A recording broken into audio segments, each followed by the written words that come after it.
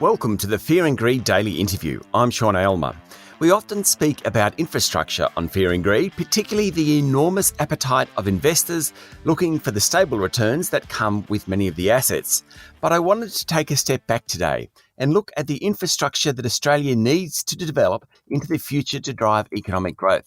Infrastructure Australia is the government body tasked with planning and recommending the infrastructure needed to overcome the challenges of the next 15 years. The 2021 Australian Infrastructure Plan makes a series of recommendations to government covering everything from energy reform to social infrastructure like schools and social housing. It's now with the federal government for a response and then, hopefully, implementation. Peter Colacino is the Chief of Policy and Research at Infrastructure Australia and led the team that developed the plan. Peter, welcome to Fear and Greed. Thanks so much for having me on the show. Where do you start putting together a plan for what the country needs to look like in 2036? Oh, look, that's a fantastic question. And I have to say, being around 4 years into the process that's culminating in the plan, it's really been a long journey. So for Infrastructure Australia, we really emphasise the point of starting with problem definition. And that's a process that we do through our Australian Infrastructure Audit, a document that we finished in August 2019 with around 2 years prep leading into that. Following the completion of the audit, we switched to the plan, which is our document of reform. As you've said, we've got 29 reform recommendations in that document. It's a complement to our infrastructure priority list, where infrastructure investment opportunities, so the really nationally significant opportunities that we've identified, are recorded. And in both those documents, in the plan and in the infrastructure priority list, we of course prioritise what's needed for our nation's future and, as you say, to grow prosperity. Okay. Where do you start though? Is it population? How many people we've got, where they'll be living? I'm just trying to think of some of the variables that I'd try and think of if I was trying to do this. You're completely right in saying most infrastructure planning starts with population. That is exactly correct. And IA, in fact, has been a long-term advocate for the development of a more complete national perspective of population growth. And that has led to, or certainly in part contributed to, the establishment of the Centre for Population within the Australian Treasury, an outfit that we've been big supporters of and couldn't really have come at a better time with the impacts of COVID on net overseas migration, the largest internal migration from Australia's large cities to regions in recorded history. So that sort of insight from the Centre for Population has been critical to our thinking in the plan, but so too, we've looked to complement their work with lead indicators, helping to understand population movements with things like looking at real estate searches online to understand changes in mix of property types and locations that are being looked for. Mm-hmm. And that view of population and movement, as you say, is really a foundation. But it complements other things like changing consumer preferences, for instance, increased concern about the environment or climate, sits alongside technology change. And of course, during COVID, we've seen that more than ever. And a range of other factors. In fact, there's 7 trends that underscore the work in the audit, that document I mentioned a moment ago.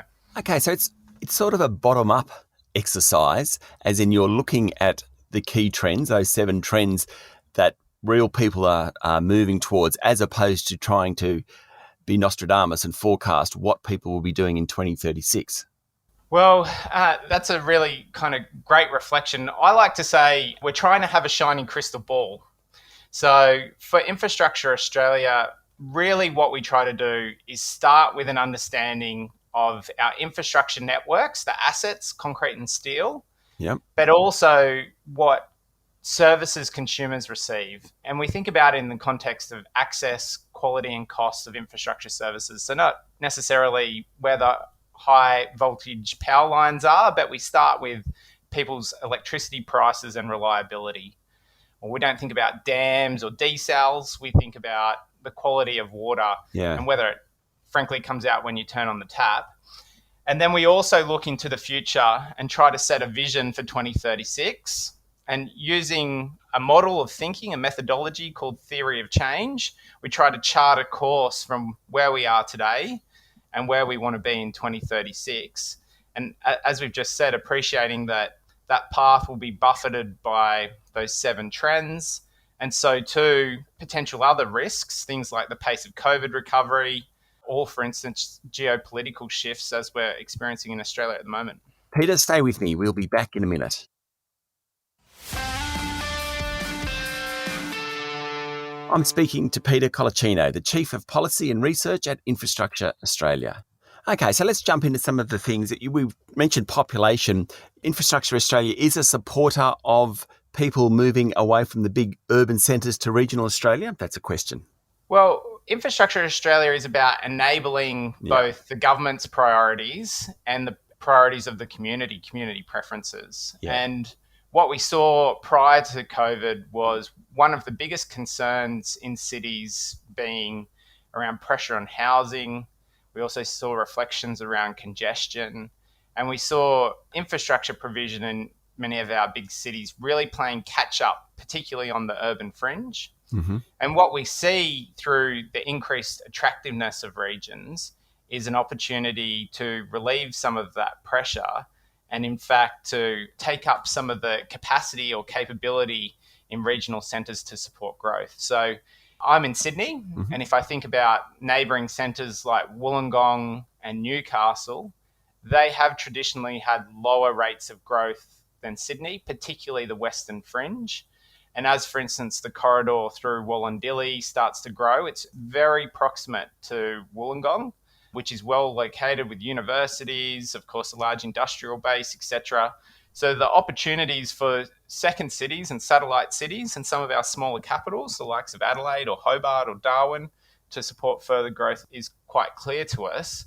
And what we're interested in is understanding what constraints there could be for that growth and making sure that they're overcome.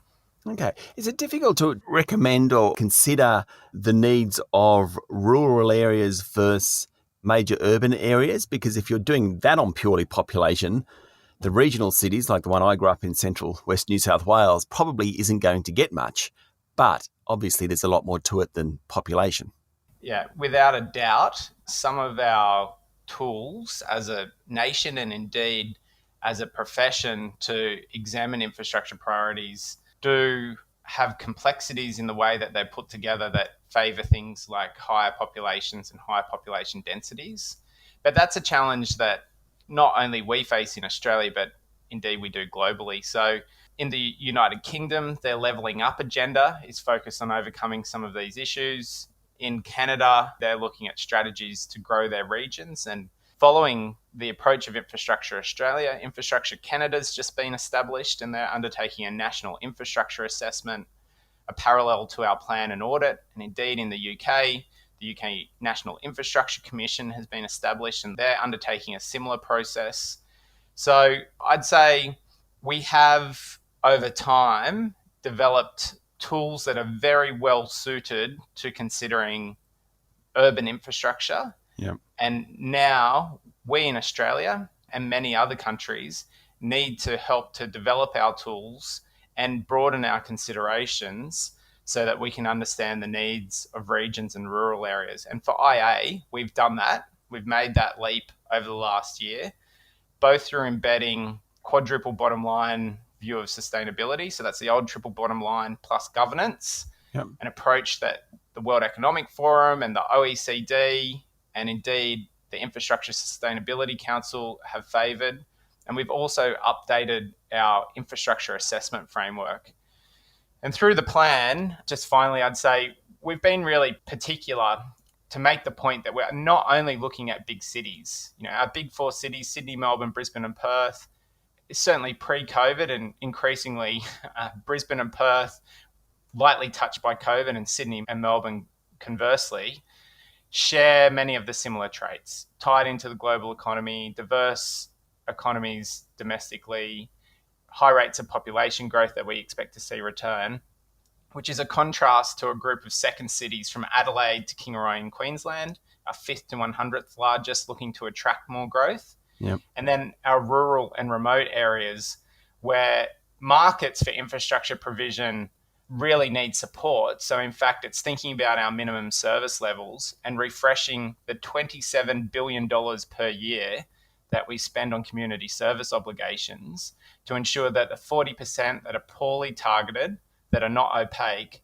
are better understood and deliver really meaningful impact to improve the livability in those communities. Okay.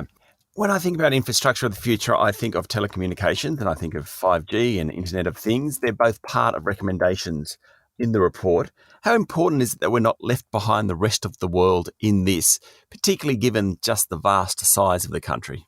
Well, the vast size of the country is the great challenge around many of our infrastructure networks. So I don't think a lot of people appreciate the scale of our national energy market, the largest interconnected market in the world, stretching from North Queensland right the way through to South Australia and Tassie. I mean, it's a remarkable piece of infrastructure. Yeah. In many ways, it's like the equivalent of the Great Wall from an electricity perspective. You could see it from space. It's so big. Yeah. But So I'm just going to clarify that. So we are connected from North Queensland. So there is a power line or something equivalent connecting the very north of Queensland to South Australia. That's right, and Tasmania. Yep, the national Wow. energy market, as it's referred, and I've never thought of it that way. The largest interconnected market in the world. Incredible. Sorry, I interrupted. Go on. No, not at all. And you're right, it is remarkable. I mean, I think the scale of infrastructure, both investment and indeed operations in Australia, is not always well appreciated. And that goes to also thinking about the national broadband network. I mean, we are, of course, the only country that is also a continent. We're a very large country, perhaps not as large as, Russia or the US, but very large on a global scale with very low population density. So the challenge of providing cost-effective, value-for-money connectivity to even the most remote communities, it is a significant challenge. And the NBN has indeed greatly increased our connectivity in Australia. And what we need to do now is think about what's next. It's not a build once, set and forget philosophy. The next step for us to remain globally competitive is to look at new and complementary technologies to make sure that those places that might not be experiencing the full capability of the NBN have other options available, whether mobile or fixed Wi-Fi, or indeed looking at some of the new satellite technology that's available to make sure we're plugging in those gaps. Okay, and we're running out of time, but I just wanted to mention water because it's obviously been one that Australia has always worried about. It's been a big issue for parts of Australia and not other parts. We now have pressures of climate change, which probably changes that debate somewhat. What's the view on water and what we need around clean, drinkable water? Our perspective on water is twofold. Firstly, we need to establish a clear and consistent definition for water security. As you say, we're on, again, one of the driest inhabited continents on Earth. We have a population that's spread right across the continent, and indeed in many places with low density. So we need to make sure that we have a method to assess what water is available and then to consistently report on its security and indeed to allow it to be then directed to the best use, which could be around supporting population or indeed supporting industry or environment or culture. Separately, we're very conscious around water quality and safety. So many of our remote communities where they do have water, in fact, don't have safe, high quality water. And what finite potable water is available can be wasted because of a lack of maintenance or a lack of a water-wise understanding. Yeah. So really, we're trying to focus on water quality in those remote areas and also about introducing new water sources. So stormwater harvesting and recycled or purified water, as it's increasingly known, used around the world and indeed used in many places in Australia. And we really need to institutionalise that sort of approach, moving away from climate-dependent sources. Okay, just one final question. I suppose this can't be done on government money alone. It needs private and public sector money. It absolutely will require collaboration between the public and private sectors, including private investment.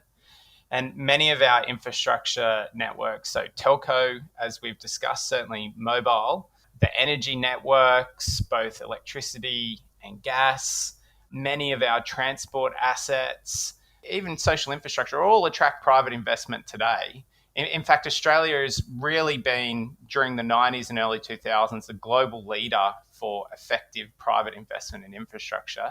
It's a really interesting time to refresh that view. And indeed, some jurisdictions, New South Wales, for instance, are reviewing their public-private partnership guidelines currently. and really start to think about the evolution of that model, PPP 2.0, as it's sometimes called, looking for ways for greater collaboration and looking for ways to further embed community preferences in infrastructure planning and delivery. Peter, thank you for talking to Fear and Greed. Thank you so much. That was Peter Colacino, Chief of Policy and Research at Infrastructure Australia. This is a Fear and Greed Daily Interview. Join me every morning for the full Fear and Greed podcast with all the business news you need to know. I'm Sean Aylmer. Enjoy your day.